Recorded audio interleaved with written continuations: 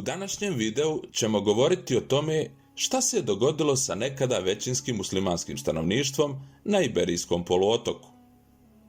Iberijski poluotok, odnosno Pirinejski poluotok, bio je poznat kao Hispanija, ime koje su mu dali Rimljani nakon pada zapadnog Rimskog carstva. Kasnije je teritorij osvojen od strane Vizigota, koji su na kraju zavladali cijelim poluotokom. Ipak, ovo je bilo privremeno, jer će njihov dom osvojiti nova sila koja se pojavila daleko od samog poluotoka. Počevši kao vjerski pokret u vrućoj arabijskoj pustinji, islam se brzo širio, uglavnom zbog ranih vojnih uspjeha protiv istočno-rimskih i perzijskih dinastija. Arapske su se dinastije sve više i više širile, došavši tako do obala Atlantskog okeana krajem 7. stoljeća. U ovim carstvima religiju je prihvaćalo sve više i više ljudi i islam je postao dominantan u novonastalim kalifatima.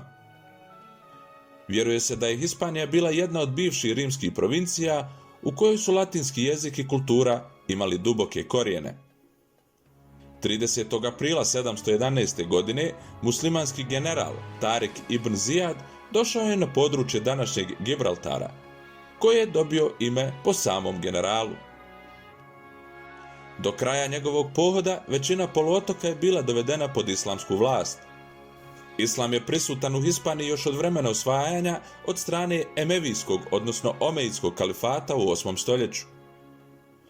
Ne zna se sa sigurnošću tačan broj muslimana u tom periodu, ali se procjenjuje da je do 1100. godine na Iberijskom poluotoku živjelo oko 5,5 miliona muslimana. Oni su bili Arapi, Berberi i lokalno stanovništvo koje je prihvatilo novu vjeru.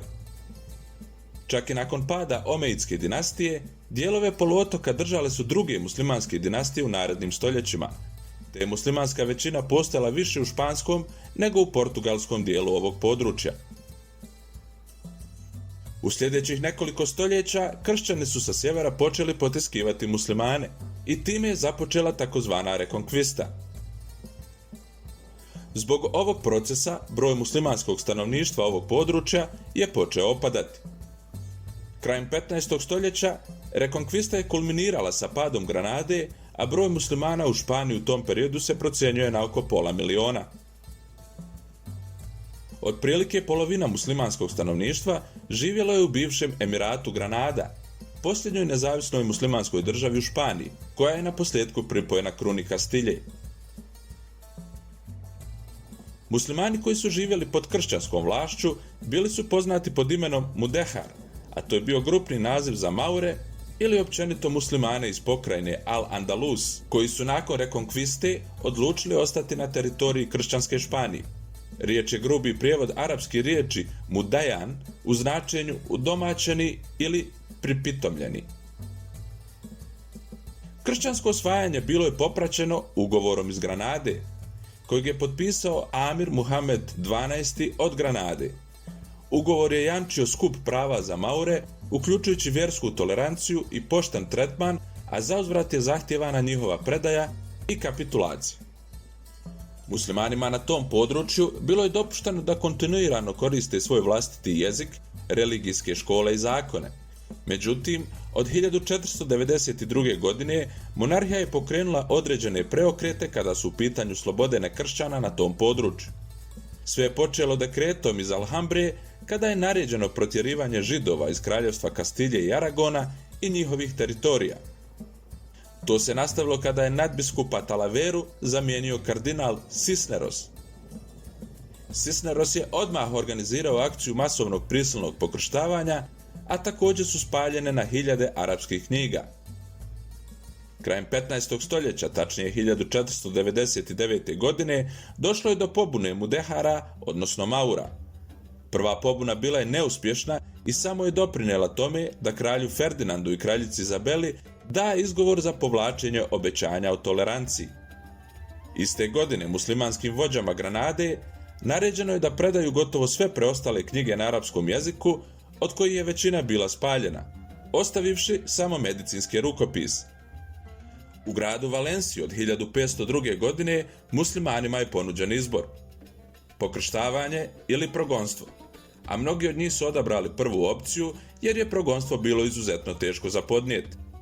Tako je većina bila prisiljena prihvatiti kršćanstvo, a ti novi kršćani su se nazivali Moriscos, odnosno Mali Mauri, i oni su bili španski muslimani koji su pokršteni, a mnogi od njih su privatno nastavili da praktikuju svoja stara uvjerenja i islam.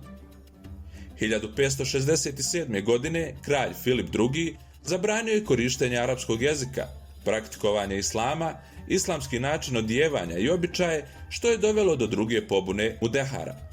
Kasnije je Filip III. Donio ukaz o protjerivanju preostalih muslimana iz Španije.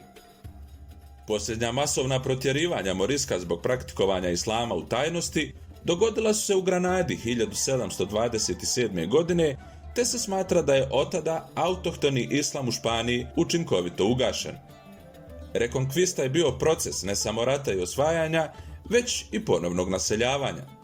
Kršćanski kraljevi premještali su svoje ljude na mjesta koja su muslimani napustili, kako bi imali stanovništvo sposobno da brani granice, te je na taj način muslimansko stanovništvo tog područja gotovo u potpunosti nestalo.